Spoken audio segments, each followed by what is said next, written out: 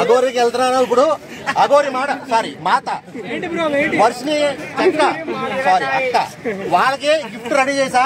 So వాళ్ళకి వెళ్ళి ఇప్పుడు గిఫ్ట్ ఇద్దాం అనుకుంటున్నాను. సో ఒకసారి నేను గిఫ్ట్ ఇచ్చే ముందు ఏంటంటే ఒకసారి మన ప్రేక్షకులు అందరూ చూపించి అప్పుడు ఇద్దాము అనుకుంటున్నా. ఎందుకంటే అందరూ అడుగుతున్నారు, యాంకర్లు అడుగుతున్నారు, ప్రతి ఒక్కరు పెళ్లి చేసుకుని ఏం చేసుకుంటారు. ఇది అఘోరి, ఇది వర్షం. సో ఒకరు చేసుకుంటారు, ఏదైనా చేసుకుంటారు. సో దానికోసం ఒకసారి నేను చూపించాలి కదా పాపం జనాలకి అని చెప్పి అది.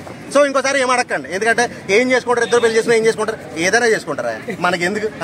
ఇంకోటి ఏంటంటే అఘోరి మాత అఘోరి అనొద్దు, అయిపోయింది. అఘోరి అంటే ఏంటంటే పెళ్లిళ్ళు కాని వాళ్ళని, సో పూర్తిగా సన్యాసంలోకి వెళ్ళిన వాళ్ళని అఘోరీలు అంటారు. సో అఘోరి మాత అనొద్దు, ఇక్కడ నుంచి అఘోరి అనుకోండి, లేకపోతే ఇంకేదైనా అనుకోండి, అడిగి వాళ్ళని వెళ్ళి అడగండి. సో ఇక్కడ నుంచి ఏం చేసుకుంటారు, ఇద్దరికి ఉన్నాయి పువ్వులే కదా, కాయలు లేవు, కొమ్మలు లేవు, ఈ మాటలు మాట్లాడకండి. ఏదైనా చేసుకుంటారు. కూరగాయలు ఉన్నంత వరకు వాళ్ళకి లోటు లేదు. నేను చెప్తున్నా, వంకాయలు, క్యారెట్లు, ఇలాంటి కాయలు, కూరగాయలు ఉన్నంత వరకు వాళ్ళకి ఏ లోటు లేదు. గిఫ్ట్ ఇచ్చేసి వచ్చి మళ్ళీ మాట్లాడతారు. మొగ్గలు కనబడుతున్న చాలు మీద ఆడుతున్నాడంట. ఎందుకో అందుకే బాబు నీకోసం తెచ్చాను, నువ్వు ఎంత కకృతులు. వాళ్ళ అన్ని మీద పడ్డాడు. ఫస్ట్ వర్షాలు అన్ని మీద అక్కడక్కడ పని అవ్వలేదు, అందుకని చెప్పి చెల్లి మీద పడ్డాడు.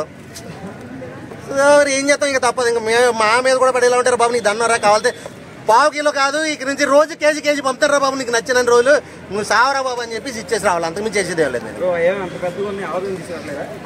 ఆడది ఆల్రెడీ ఎప్పుడో లూజ్ అయిపోయి ఉంటుంది బ్రో.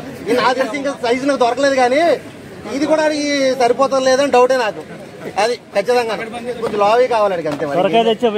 అదే నేను అదే అనుకున్నా, కానీ బ్రో కంగారు వస్తారంటే పెళ్లికి వెళ్ళాలి కదా అని అర్జెంట్గా వచ్చేసాను. సో ఈ సరిపెట్టుకుంటారు. ఈ రోజుకి శోభనం అంటున్నారా పాపం. ఈరోజు నిన్న పెళ్ళయింది, ఈరోజు శోభనం, వీటితోనే శోభనం. ఓకేనా.